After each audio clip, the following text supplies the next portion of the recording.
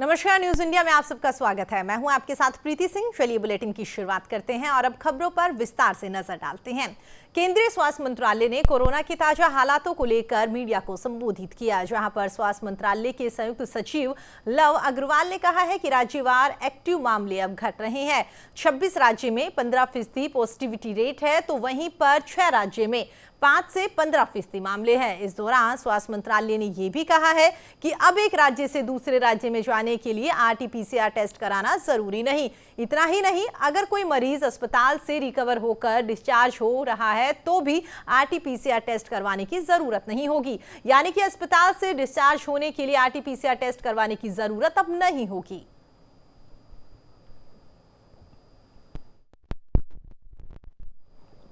चलिए आगे बढ़ते हैं। तो आपको बता दें, इसी खबर पर हमारे साथ बातचीत करने के लिए दिल्ली से हमारे सहयोगी प्रशांत हमारे साथ जुड़ गए हैं। जी प्रशांत, जानना चाहेंगे जिस तरीके से केंद्र सरकार की ओर से इस बात का ऐलान किया गया है कि जब दूसरे राज्य में आने जाने के लिए जो तमाम गाइडलाइंस लगाई गई थी, स्पेशली अगर बात करें तो RT-PCR टेस्ट की रिपोर्ट नेगेटिव आना जरूरी थी, उसको लेकर केंद्र सरकार ने नई गाइडलाइन यहां पर जारी कर दी है कि अब इस टेस्ट की जरूरत नहीं होगी। कैसे देखते हैं आप इसे प्रशांत? जी प्रीति, देखिए कल इसको लेकर एक दिशा निर्देश जारी किए गए। स्वास्थ्य मंत्रालय ने कल प्रेस वार्ता करके बताया, मंत्रालय के सचिव राजेश भूषण ने बताया कि RT-PCR को लेकर एक दिशा निर्देश दिए गए राज्यों को। कई राज्यों ने अनिवार्यता जरूरी कर दी थी, हिमाचल हो, उत्तराखंड हो, या कई ऐसे राज्य थे जिन्होंने कहा था कि अगर अन्य राज्यों से उनके राज्यों में आपको आना है तो 72 घंटे से ज्यादा पुरानी RT-PCR टेस्ट रिपोर्ट नहीं होनी चाहिए, नहीं तो आपको वहां पे प्रवेश नहीं दिया जाएगा। तो इसको लेकर दिशा निर्देश जारी किए गए हैं कि ये अनिवार्यता खत्म की जाए।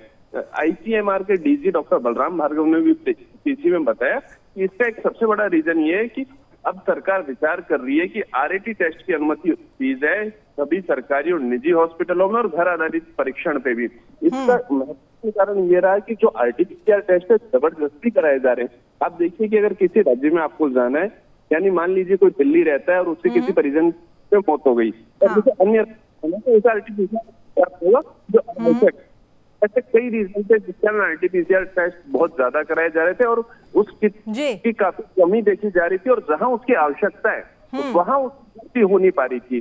तो सरकार ने कहा कि जबरदस्ती ये टेस्ट कराने की जगह इन किटों का वहां उपयोग होने दीजिए जहां इसकी आवश्यकता है। यानी कि जैसे कोई कोरोना पेशेंट होता था, वो नेगेटिव हो जाता था तो उसका भी 1 से 2 बार टेस्ट करा दिया जाता था, ये जांचने के लिए कहीं अभी वो शख्स है, यानी जब एक बार क्लियर हो गया है, उसे डिस्चार्ज कर दिया गया है हॉस्पिटल से, तो कहा गया है कि उस पर भी ध्यान दिया जाए। हालांकि उस दिशा निर्देश में एक महत्वपूर्ण चीज कही गई है कि अन्य राज्यों से आने वाले स्वस्थ व्यक्ति का ध्यान रखा जाए। यानी कि किसी को हल्का सर्दी, जुकाम, बुखार भी महसूस होता है तो उसे रोका जाए, और उससे अपील की है। ICMR के DG डॉक्टर बलराम भार्गव ने भी कल पीसी में अपील की कि ऐसे व्यक्ति खुद भी घर रहे, घरों से ही बाहर ना निकले। तो ये हो सकता है कि RT-PCR टेस्ट की जो स्वास्थ्य मंत्रालय ने दिशा निर्देश दिए उसके बाद सभी राज्य सरकार अनिवार्यता खत्म कर दे, लेकिन जो थर्मल स्क्रीनिंग है वो चालू रहे। यानी कि अब आपको RT-PCR टेस्ट के लिए थर्मल स्क्रीनिंग से गुजरना होगा, कहीं आपको बुखार तो नहीं है वो चेक किया जाएगा। जी प्रीति। लेकिन प्रशांत, सोचने वाली बात है ना, जिस तरीके से तमाम महत्वपूर्ण जानकारी अभी आपने हमारे साथ साझा करी, बताया कि किस तरीके से यहाँ पर स्वास्थ्य मंत्रालय की ओर से प्रेस कॉन्फ्रेंस की गई थी और उस प्रेस कॉन्फ्रेंस में तमाम बातें कही गई है। लेकिन सबसे बड़ी बात यह है कि अपील तो यहाँ पर लोगों से मास्क लगाने की भी की जा रही है, अपील तो लोगों से ये भी की जा रही है कि तमाम गाइडलाइन जो सरकार की ओर से दी गई है उसका पालन करें। उसके बावजूद भी बहुत सारे लापरवाह लोग जो है वो लगातार घर से बाहर निकल रहे हैं, और अगर खुद संक्रमित है तो औरों को भी प्रशांत यहाँ पर संक्रमित करते हुए नजर आ रहे हैं। तो कैसे मान सकते हैं कि वाकई सरकार की ओर से जो गाइडलाइन दी गई है उसका हर कोई पालन करता हुआ नजर आएगा? कहीं ना कहीं ऐसे नहीं लगता कि वाकई एक लोग परेशान तो हो रहे थे इस बात से कि जबरदस्ती टेस्टिंग करवाई जा रही है, लेकिन दूसरी ओर अब इस बात का खतरा भी तो बन गया है कि जो लोग अपील को नहीं मानेंगे वो तो फिर बाहर खतरा फैलाते हुए नजर आएंगे। प्रशांत,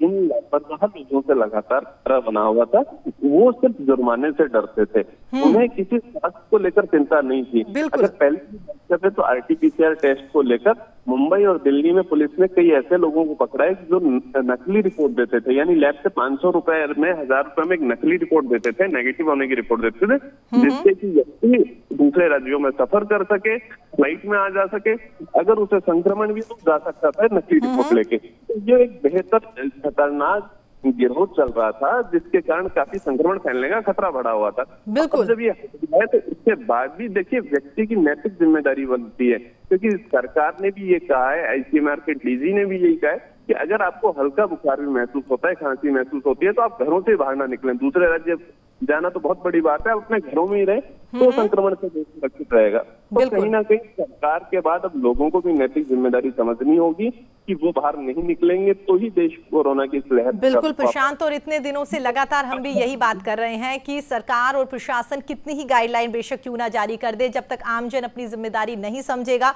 वो खुद जागरूक होकर इस चेन को तोड़ने की कोशिश नहीं करेगा, तब तक तमाम बातें जो है वो धरातल पर उतरती हुई नजर नहीं आएगी। दोबारा आपका रुख करेंगे प्रशांत। इसी बीच हम आपको बता दें, जयपुर से हमारे सहयोगी नीरज शर्मा हमारे साथ जुड़ गए हैं। नीरज, इस तरीके से स्वास्थ्य मंत्रालय की ओर से प्रेस कॉन्फ्रेंस की गई, प्रेस कॉन्फ्रेंस में इस बात का ऐलान किया गया है कि आरटी-पीसीआर टेस्ट की जरूरत नहीं होगी दूसरे राज्य में आने जाने के लिए। कैसे देखते हैं इस फैसले को आप नीरज? देखिए, केंद्र सरकार का ये फैसला बेहद मजाकिया नजर आता है और साथ ही कोरोना संक्रमण का गंभीर खतरा इस फैसले के बाद में बढ़ता हुआ सामने सामने नजर आता है। बिल्कुल, राजस्थान, हिमाचल समेत विभिन्न राज्यों के अंदर आरटी-पीसीआर टेस्ट के माध्यम से ही जो प्रवेश है इसको रखा गया था, यानी नेगेटिव जिनकी रिपोर्ट हो उनको प्रवेश दिया जाए। लेकिन अब बिना जांच रिपोर्ट के लोग जो है एक राज्य से दूसरे राज्य के अंदर भागदौड़ चालू कर देंगे। निश्चित रूप से ये खतरनाक होगा और कोरोना संक्रमण तेजी से बढ़ेगा। हालांकि जो केंद्र सरकार का जो ये फैसला आया है, इसके पीछे अलग अलग तरह के तर्क दिए जा रहे हैं। वो तर्क ये दिए जा रहे हैं कि ग्रामीण क्षेत्रों के अंदर संक्रमण बढ़ रहा है, लैबों के ऊपर अत्यधिक दबाव पड़ रहा है, तो वास्तविक जो लोग हैं जो संक्रमित है उनकी जांच पहले होनी चाहिए, उन लोगों को पहले जांच जो है तत्काल उनकी होनी चाहिए। इसलिए हर व्यक्ति का जो है आरटी-पीसीआर जांच जो है वो नहीं होनी चाहिए एक राज्य से दूसरे राज्य में जाने पर। लेकिन उन्होंने ये आम लोगों के ऊपर ही छोड़ दिया है कि वो अपने घरों से बाहर ना निकले। कहने की बातें हैं सारी। निश्चित रूप से इसके पीछे जो तर्क समझ में आ रहा है वो एक लॉजिकल बात ये समझ में आ रही है कि केंद्र सरकार नहीं चाहती कि जो आंकड़ा है भारत में जिस तरीके से तेजी से बढ़ता हुआ नजर आ रहा है कोरोना का, अब कहीं ना कहीं आंकड़ा आगे भी इसी प्रकार से नजर आए। कहीं ना कहीं इसे दबाने की कोशिश के रूप में भी देखा जा रहा है, क्योंकि अंतर्राष्ट्रीय पटल पे काफी जो बदनामी है उसका सामना करना पड़ रहा है। निश्चित रूप से ये खतरनाक होगा। कोरोना संक्रमण तेजी से फैल सकता है यदि एक राज्य से दूसरे राज्य में फ्री मूवमेंट लोगों का हो गया, बिना जांच के मूवमेंट हो गया। आखिर पता कैसे लगाया जाएगा? कौन सी थ्योरी है? सरकार बताए, केंद्र सरकार को बताना चाहिए था। इस आधार पर मरीज में बता पड़ेगा कि इसमें कोरोना है नहीं है। जब बताने कराने का कोई सिस्टम ही आपके पास में नहीं है तो आप किस आधार पर जो है मरीजों को जाने की स्वच्छंद रूप से छूट दे सकते हैं? निश्चित रूप से ये बहुत खतरनाक फैसला लिया गया है।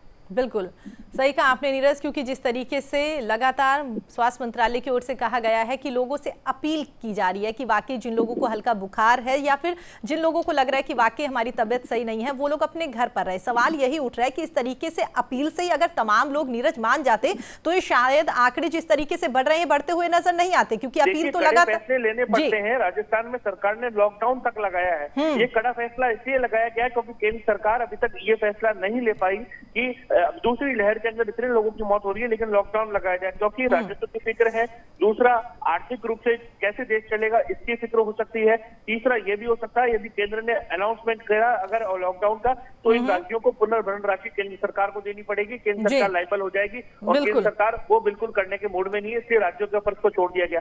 लेकिन राज्य अपने स्तर पर जब निर्णय ले रहे हैं, आरटी-पीसीआर अनिवार्य है, इसके दिशा निर्देश जो है ये दिए गए हैं, लेकिन अब राज्यों को मना किया जा रहा है केंद्र की ओर से। अब राज्य जो है वो मजबूर हो जाएगी केंद्र की गाइडलाइन के बाद में, मजबूरन उनको लोगों को आने के लिए। लेकिन नीरज, अधिकतर ये देखने को मिलता है प्रधानमंत्री नरेंद्र मोदी जब भी वीडियो कॉन्फ्रेंसिंग के जरिए तमाम मुख्यमंत्रियों से बात करते हैं तो वो ये कहते हैं कि हमारी ओर से जो भी गाइडलाइंस यहाँ पर जारी की गई है उसका पालन तो करें, लेकिन जैसे जैसे स्टेट में हालात बने हुए हैं उस हिसाब से वहां के मुख्यमंत्री ये फैसला ले सकते हैं कि क्या कुछ गाइडलाइंस बढ़ाई जा सकती है, क्या कुछ गाइडलाइंस वहां पर घटाई जा सकती है, क्योंकि केंद्र जो है वो अकेला हर राज्य को नहीं देख सकता। तो उम्मीद कर सकते हैं कि ये फैसला भी केंद्र सरकार ऐसा कह सकती है कि आरटी-पीसीआर टेस्ट कराने की अनिवार्यता केंद्र सरकार, माफ कीजिए, राज्य सरकार पर छोड़ देनी चाहिए कि वो खुद तय करे अपने राज्यों की स्थिति को देखकर। देखिए, जब केंद्र सरकार ऐसा कुछ कहेगी, ये बात की बात है, कब कहेगी या कहने के मूड में है या नहीं है केंद्र सरकार। फिलहाल जो कह दिया गया है और जो आदेश निकाल दिए गए हैं उसको पालना उसकी करानी पड़ेगी राज्यों को, और नहीं करवाते हैं तो न्यायालयों के रास्ते खुले हैं। दूसरा, केंद्र सरकार के अंदर शिकायत जा सकती है। तो निश्चित रूप से अब राज्य बाध्य हो जाएंगे कि जो लोग आरटी-पीसीआर टेस्ट के बिना आ रहे हैं राज्य में उनको रोका नहीं जाए। अब ऐसे में सर्दी है, जुकाम है, ये केंद्र सरकार ने केवल कह दिया है कि लोगों के ऊपर छोड़ दिया, अपील कर दी है उनसे, लेकिन जो लोग फिर भी आ रहे हैं और निश्चित रूप से ऐसा हो रहा है और जो लोग आ रहे हैं तो वो दूसरे लोगों में कोरोना संक्रमण नहीं फैलाएंगे, इसकी क्या गारंटी है? तो निश्चित रूप से मैं इसे गलत फैसला व्यक्तिगत रूप से मानता हूँ। बिल्कुल। और दूसरा नीरज, इस बात से भी तो इनकार नहीं कर सकते ना कि जितने भी कोरोना की रिपोर्ट निकलकर सामने आ रही है, एक बार नेगेटिव निकलकर आ रही है, 2 बार नेगेटिव निकलकर सामने आ रही है, तीसरी बार जब सिटी स्कैन कराया जाता है तब कहीं जाकर पता चलता है कि वाकई कोरोना जो है वो फेफड़ों में कुछ हद तक बढ़ता हुआ नजर आ रहा है। तो कह सकते हैं कि सरकार ने कहा कि सिर्फ थर्मल स्क्रीनिंग करके पता लगाएंगे, तो कहीं ना कहीं वाकई बचकाना फैसला मान सकते हैं इसे?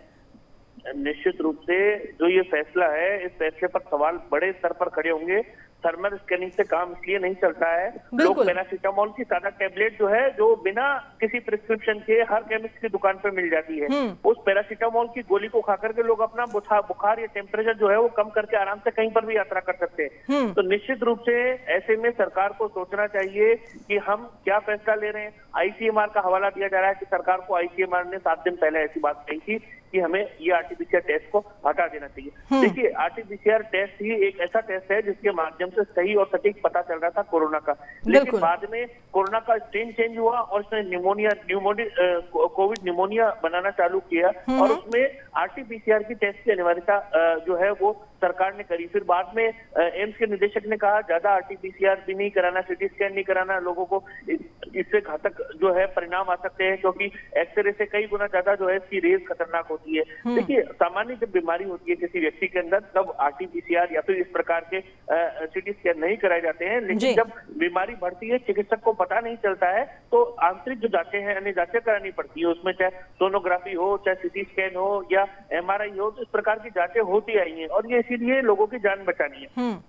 ऐसे में जब जान बचाने वाली बात है, निमोनिया फैल रहा है, तो चिकित्सक को उसका काम करने देना चाहिए। इसमें राजनीति नहीं होनी चाहिए, पॉलिटिकल डिसीजन नहीं होने चाहिए, ये मेडिकल डिसीजन होने चाहिए। और बिल्कुल, और जिस तरीके से लगातार मामले पूरे देश में बढ़ते हुए नजर आ रहे हैं, सोचने वाली बात है नीरज की सरकार की ओर से इस तरीके का फैसला कैसे ले सकता है, क्योंकि अभी भी ऐसा नहीं है कि मामले बिल्कुल निचले स्तर पर आते हुए नजर आ रहे हैं, मामले लगातार बढ़ते हुए नजर आ रहे हैं। और अगर कुछ राज्यों में मामले घट रहे हैं तो वहां पर जो मृत्यु दर है वो काफी बढ़ती हुई नजर आ रही है। और इस दरमियान इस तरह का फैसला लेना, आपने सही कहा कि वाकई आने वाले दिनों में तमाम सवाल जो है वो खड़े होते हुए नजर आएंगे। बिल्कुल प्रशांत, जिस तरीके से अभी नीरज शर्मा हमारे साथ जुड़े हुए हैं, उन्होंने भी बताया कि वाकई ये फैसला जो है इस पर कहीं ना कहीं कह सकते हैं कि तमाम राज्य जो है वो तो आवाज उठा ही रहे हैं और कहीं ना कहीं केंद्र सरकार के भी तमाम अधिकारी मंत्री जो है उनको भी एक बार पुनर्विचार करना चाहिए कि इस तरीके से फैसला जो उनकी ओर से लिया गया है वो कितना कारगर साबित होगा। क्योंकि इस बात से भी इनकार नहीं कर सकते कि टेस्टिंग जितनी हो रही है उतने ही मामले निकलकर सामने आ रहे हैं और इस वजह से कहीं ना कहीं सरकार जो है उसको भी इस बात का डर है कि मामले तो लगातार बढ़ते हुए नजर आ रहे हैं, देश प्रदेश में लगातार किरकिरी हो रही है सरकार की। देखिए, ये भी कहा गया है कि राज्यों में कोई भी आ जा सकता है, लॉकडाउन के नियम तोड़ सकता है।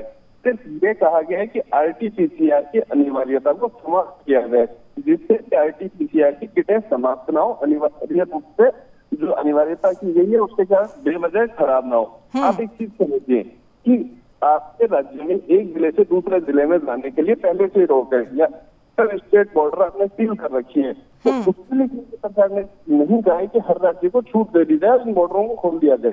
तो ये कहा जाए कि आप आने वाले व्यक्ति से जांच कीजिए, थर्मल स्क्रीनिंग कीजिए, कारण पूछिए, आवश्यक पड़ता है पूछने दीजिए, सिर्फ आरटीपीसीआर की अनिवार्यता को समाप्त कीजिए। तो इसमें कोई इतना बड़ा अंतर नहीं। दूसरी एक महत्वपूर्ण चीज आप समझिए कि आरटीपीसीआर का हो सकता है कि राजस्थान, हरियाणा, यूपी, पंजाब में अलग अलग उपयोग होता हो, लेकिन दिल्ली जहाँ पे माहौल कोरोना महामारी के कारण इतना ज्यादा है तो काफी लोग उसकी ब्लैक मार्केटिंग करने लग गए, अवैध रूप से जमाखोरी करने लग गए और बेवजह टेस्ट करा रहे हैं। इसको लेकर एम्स के डायरेक्टर डॉक्टर रणदीप गुलेरिया ने भी कहा था, जैसा हमारे साथी नीरज बता रहे थे जयपुर से, कि बेवजह आप कोई भी जांच ना करें। तो उसका रीजन ये था कि दिल्ली में डर के कारण लोग बार बार जांच करा रहे थे, डॉक्टर ने प्रिस्क्रिप्शन इतना जांच करा रहे थे, तो इस कारण उनको शारीरिक रूप से बेहद नुकसान हो रहा था। तो ये एडवाइजरी उसको लेकर दी गई थी, ना कि डॉक्टरों को दी गई थी आप जांच के लिए ना लिखें।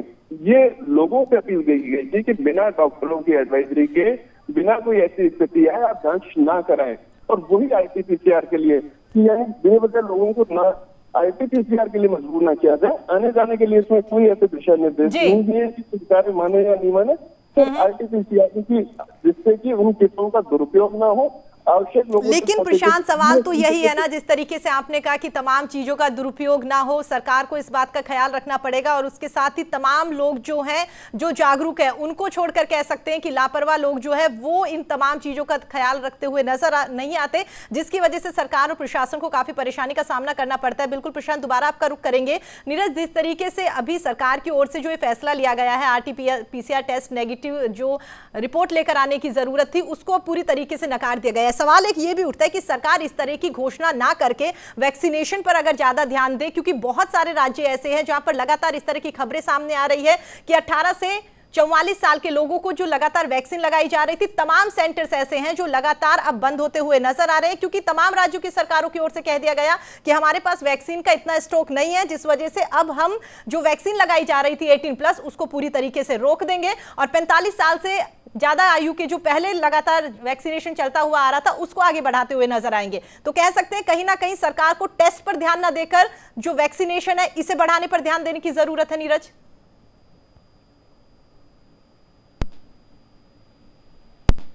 नीरज, मेरी आवाज सुन पा रहे हैं आप? लगता है मेरी आवाज उन तक नहीं पहुंच पा रही, दोबारा उनसे संपर्क करने की कोशिश करेंगे। आप तमाम लोग हमारे साथ जुड़े और जिस तरीके से आपने बताया कि वाकई ही सरकार की ओर से जो फैसला लिया गया है, इस फैसले पर तमाम सवाल उठेंगे। अब देखने वाली बात होगी कि आने वाले दिनों में सरकार ने जो ये फैसला लिया है, इसको लेकर जो राज्य सरकार है उनकी ओर से क्या कुछ रिएक्शन निकलकर सामने आता है। बुलेटिन में आगे बढ़ेंगे, लेकिन फिलहाल वक्त तो चला एक छोटे से ब्रेक का। आप देखते रहिए न्यूज़ इंडिया।